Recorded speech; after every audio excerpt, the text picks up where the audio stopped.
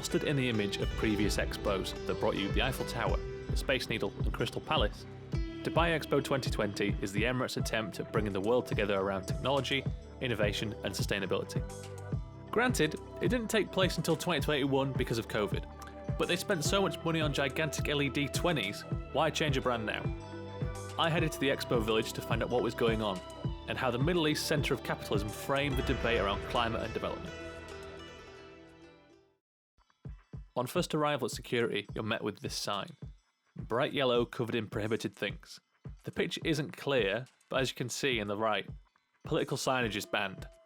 This is a politics-free zone, which in a way echoed the protest zones at COP26 in Glasgow last year. A sterilisation of the situation. The UAE being a nation where political parties are banned, having an apolitical expo isn't surprising, but seeing it so starkly really plays into the framework of the expo.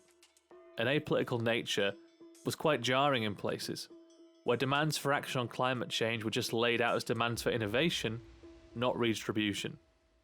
In the Cuban pavilion, for example, there was no mention of the revolution or the people of Cuba, just their excellent healthcare, cigars and rum. I had a virgin mojito in there, and it was awful. It was like Disneyland had opened a new ride about Cuba. The British pavilion was a very carefully crafted affair, a building that looked like someone knocked over a tub of spaghetti. The main attraction was to show off the British AI capabilities and a homage to Stephen Hawking.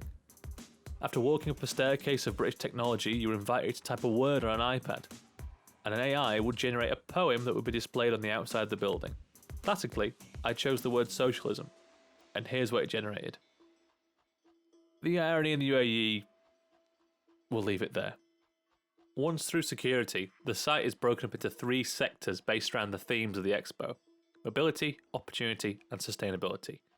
192 countries have pavilions at the expo, with the richer nations spending millions on huge structures like the UK's and Singapore's pavilion.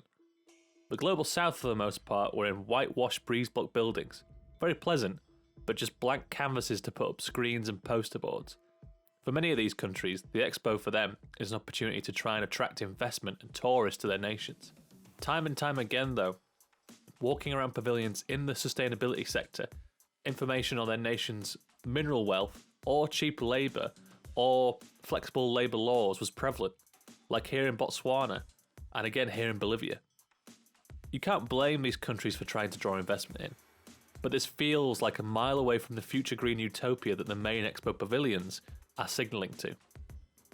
Much like the UAE, the dirty work of the economy is being kept behind closed doors or offshored. The Netherlands pavilion was a demonstration of essentially a farm terrarium, a cone-shaped farm called a biotope. Powered by rainwater and solar panels, the farm could provide its own heat and energy.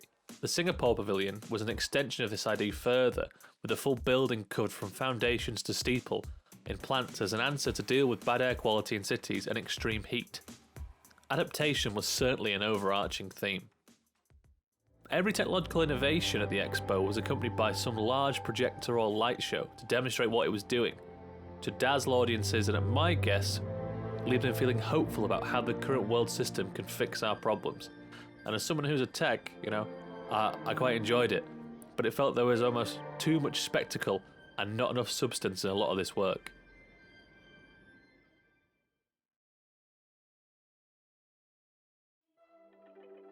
At the core of the sustainability sector was this large rain-drained stroke solar-panelled canopy dubbed the Terra Pavilion, with 4,912 solar panels and boasts being Platinum LEED accredited in sustainable architecture.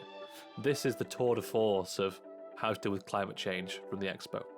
It's also the educational suite.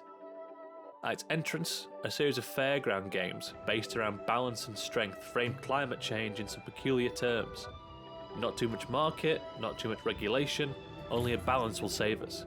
You had to judge how much warming is acceptable to win another game. In the bowels of the building, an installation around plastics in the ocean and the intelligence of the forest. I must say that all the LEDs that aren't in your computer screen right now are all in Dubai. All the LEDs in the world are in Dubai and at the expo. Everything lights up. It is astonishing to see. As you carried on through the installation, games would appear where you pull levers where they asked, would you rather save the Earth or move to Mars? And luckily it was very much in the save the Earth camp, so it wasn't fully on the Elon Musk myopic train yet.